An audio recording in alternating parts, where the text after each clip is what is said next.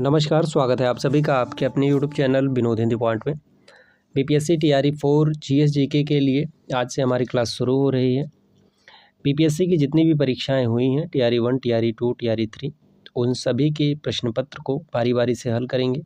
आप सभी लोग जानते हैं किसी भी परीक्षा के लिए प्रीवियस ईयर पेपर कितना महत्वपूर्ण है, कहाँ से कितने प्रश्न पूछे गए हैं, एनसीईआरटी से कितने प्रश्न हैं, तो उन सभी को बारी बारी से पढ़ेंगे। इतिहास के जितने भी प्रश्न पूछे गए हैं उसे पढ़ते हैं। पहला प्रश्न है, निम्नलिखित में से कौन सा जानवर सिंधु घाटी सभ्यता के लोगों को नहीं पता था। इतिहास का प्रश्न है सैंधव सभ्यता से। आप सभी लोग जानते हैं 40 प्रश्न पूछे जाएंगे। 40 प्रश्न 5 भाग से पूछे जाएंगे, इतिहास, भूगोल, विज्ञान, गणित और करंट अफेयर। तो इसका सही उत्तर हो जाएगा डी, विस्तृत व्याख्या के साथ दिया गया है। आयोग के उत्तर के साथ इसका हल है, ये प्रमाणिक उत्तर कुंजी है। जानवर सिंधु घाटी की सभ्यता के लोगों को नहीं पता था, तो इसका डी विकल्प सही होगा। बैल, घोड़ा, हाथी ये सभी लोग से चिरपरिचित थे। वैदिक सभ्यता से प्रश्न है, प्रारंभिक वैदिक काल के दौरान कौन सा शहर प्राचीन मगध साम्राज्य की राजधानी के रूप में कार्य करता था, तो इसका उत्तर हो जाएगा राजगृह। महत्वपूर्ण प्रश्न है। राजगृह इसका उपनाम था गृह वज्र। शहर प्राचीन मगध साम्राज्य की राजधानी के रूप में कार्य करता था। अगला प्रश्न है, बोधिसत्व पद्यपाणी की पेंटिंग स्थित है, तो ये पेंटिंग स्थित है अजंता में। ठीक है, अजंता की गुफा में ये पेंटिंग स्थित है और पद्यपाणी का शाब्दिक अर्थ है कमल धारण करने वाला। अगला प्रश्न है 4 नंबर, भारतीय कला में स्तूप, चैत्य और विहार का निर्माण निम्नलिखित में से किससे संबंधित है, तो इसका सही उत्तर हो जाएगा बौद्ध धर्म से। अगला प्रश्न है 16 महाजनपद से।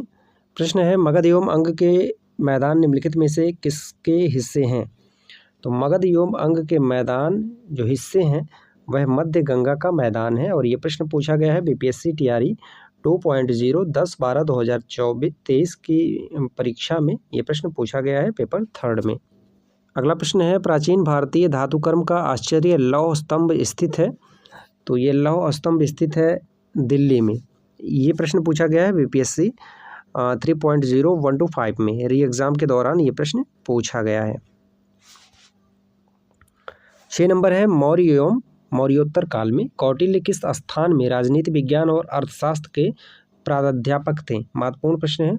ये प्रश्न पूछा गया BPSC school teacher 2023 paper second shift में ये प्रश्न पूछा गया। इसका सही उत्तर है तक्षशिला।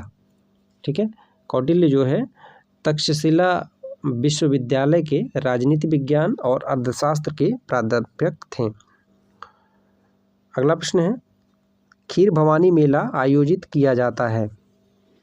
खीर भवानी मेला जो है जम्मू कश्मीर में आयोजित किया जाता है। ज्येष्ठ अष्टमी को जम्मू कश्मीर में मनाया जाता है।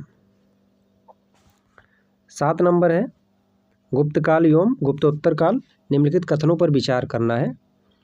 फाहियान एक चीनी तीर्थयात्री था जो हर्ष के शासनकाल के दौरान भारत आया था। वेनसांग एक चीनी बौद्ध भिक्षु थे जिन्होंने चंद्रगुप्त द्वितीय के शासनकाल के दौरान भारत का दौरा किया। उपयुक्त में से सही कथन कौन सा है, तो सही कथन हो जाएगा उपयुक्त में से कोई नहीं। ठीक है, फाहियान एक चीनी बौद्ध तीर्थयात्री था जो चंद्रगुप्त के शासनकाल में आया था, यहाँ हर्ष के शासनकाल में बताया गया है। और दूसरा, वेनसांग जो है यह बौद्ध भिक्षु था जो राजा हर्षवर्धन के शासनकाल में भारत आया था, यहाँ पर चंद्रगुप्त द्वितीय दिया गया है, तो दोनों विकल्प गलत हैं। 11 नंबर है, राजनीति की प्रारंभिक पुस्तक नीतिसार किसके द्वारा लिखी गई, तो ये पुस्तक लिखी गई है कामंदक के द्वारा। ये प्रश्न भी पूछा गया है बीपीएससी प्री 2023 की परीक्षा में। जितने भी प्रश्न हैं सभी प्रश्न प्रीवियस ईयर की परीक्षा में पूछे गए हैं और सभी प्रश्न महत्वपूर्ण है, अब ध्यान से देखते जाइए। प्रश्न संख्या 8 है, चीनी स्रोत के अनुसार श्रीलंका के शासक मेघवर्मन ने गया में बौद्ध मंदिर बनाने की अनुमति के लिए निम्नलिखित में से किस गुप्त राजा के पास एक मिशनरी भेजा था। प्रश्न संख्या 8,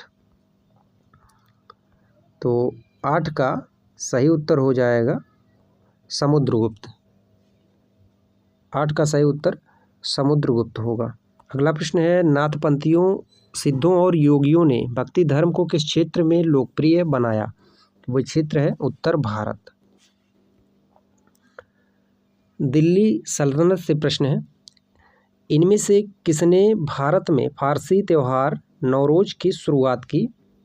तो वह हैं बलबन। महत्वपूर्ण है, नवरोज की शुरुआत करने वाले हैं बलबन। बलबन पहला सुल्तान था जिसने भारत में फारसी त्यौहार नवरोज की शुरुआत की। मुगल साम्राज्य से प्रश्न है, फुतुहात ए आलमगीरी किसके द्वारा लिखी गई थी? तो इसका सही उत्तर हो जाएगा ईश्वानागर। 5 का ए होगा।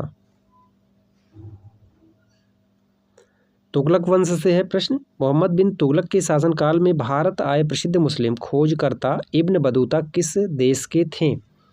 तो इब्न बतूता जो है यह मोरक्को के थे। यह प्रश्न पूछा गया है BPSC school teacher 2023 second paper में, फर्स्ट शिफ्ट में ये प्रश्न पूछा गया है।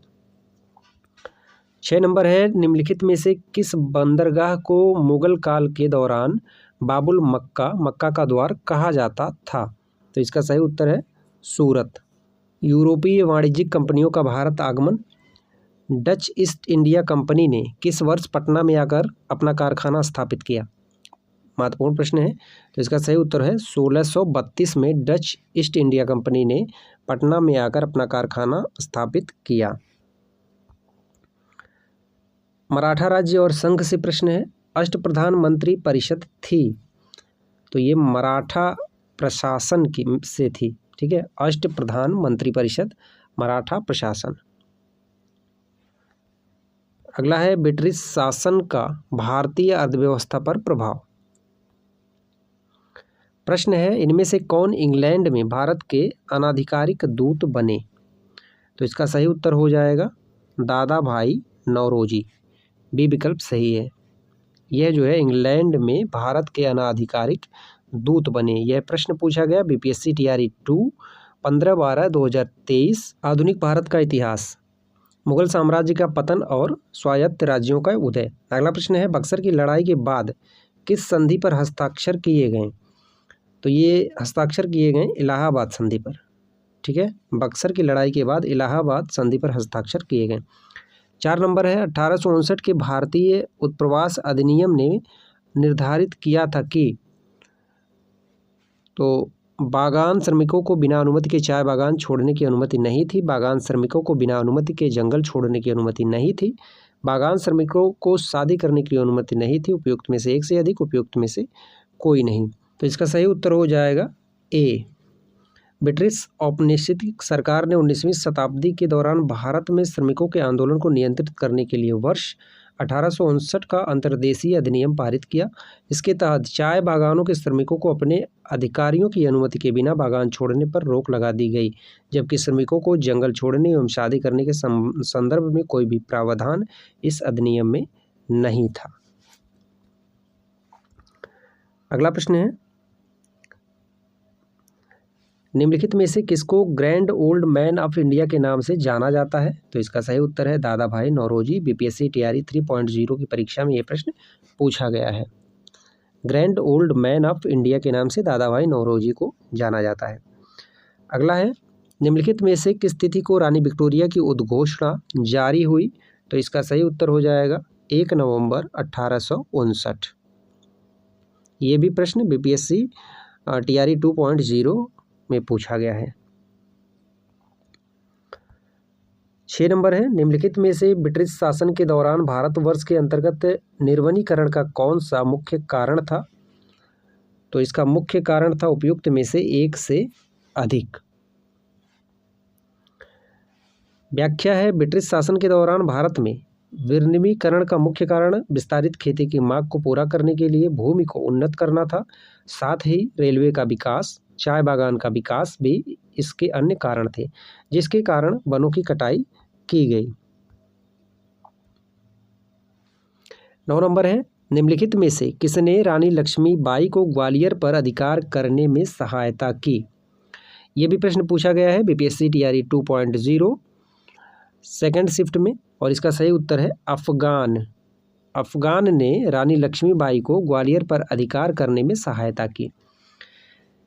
बीपीएससी टीआरई 4 की परीक्षा में जो जीएस-जीके के प्रश्न पूछे जाएंगे उनके लिए बहुत ही महत्वपूर्ण ये वीडियो होने वाला है।